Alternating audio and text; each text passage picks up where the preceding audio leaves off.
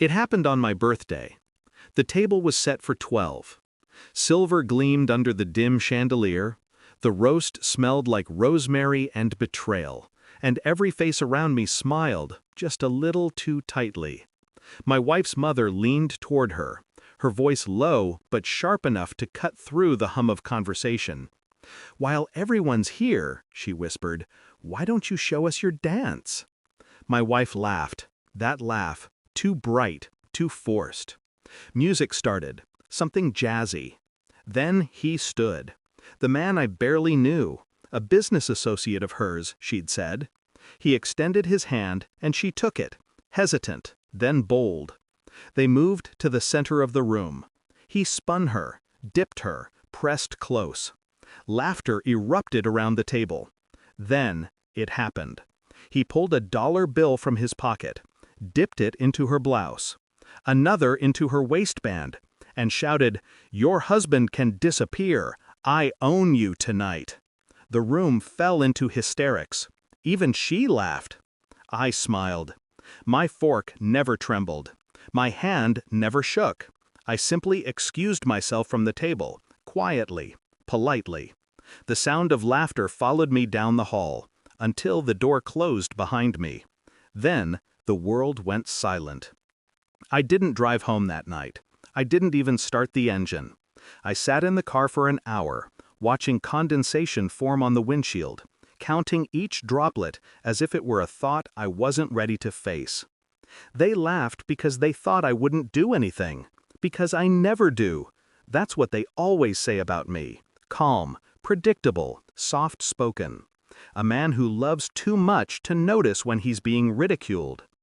When I returned, the house was quiet. She was asleep, or pretending to be. Her perfume was different, a note of tobacco, musk. Not hers, his. On the dresser, a folded napkin with his initials. Underneath it, a receipt from the bar 2 nights ago. 2 drinks, 1 room. I didn't confront her. I made coffee instead. Sat across from her in the morning, asked how she slept. She smiled, kissed my cheek, and lied like it was her native tongue. I smiled back. Inside, something cold and exact was forming. A decision that didn't need words. For the next 2 weeks, I played my part. I laughed at her jokes, complimented her dress, even helped her plan another dinner, the Thanksgiving reunion. But behind every smile, I collected data, quietly. A phone left unlocked for 10 seconds. A deleted text recovered from the cloud. A call history that read like an alibi. I hired no one. I trusted no one. I didn't need to. People talk. Phones remember. Each clue led me closer, to a web I hadn't wanted to see. Money transferred from our joint account to hers. Small withdrawals. Always the same date each month. Always ending up in his business. And then, the video. A security feed from the hotel across town. Her car in the parking lot. His hand on her waist. Her laughter. Again, real this time, unrestrained. I watched it once, then deleted it. Not out of mercy, out of control. Rage without control is noise, and I don't make noise. By the time Thanksgiving came, my plan was precise. Every detail rehearsed, every move intentional. They would think I'd been broken. They would learn I'd been waiting. Thanksgiving morning, she was on the phone shouting at my daughter-in-law. "If you want to join Thanksgiving, come wash the dishes," she snapped, laughing. I listened, calmly, then whispered, "Enjoy." She didn't notice the tone. She never does. An hour later, her phone rang. Once, twice, then 71 times in total. I'd sent her the photos. Not of her affair, of me. Standing in front of my new villa in Switzerland. The one she didn't know existed. The one bought under a company name she'd never noticed on the paperwork she signed without reading. She called me frantic. "What is this?" I didn't answer. By the time she arrived at the house, guests were already murmuring. Her mother, the associate, everyone who had laughed that night. The photos were on the big screen, a slideshow. my estate, my accounts, my transfer of ownership. Her name was gone from everything, even the deed to the home she stood in.